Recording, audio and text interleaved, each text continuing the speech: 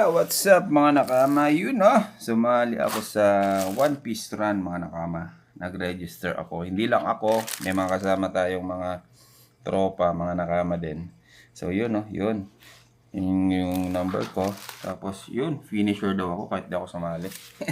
What I mean, di ako nakasama sa takbuhan. So yung package nito mga nakama 1,800.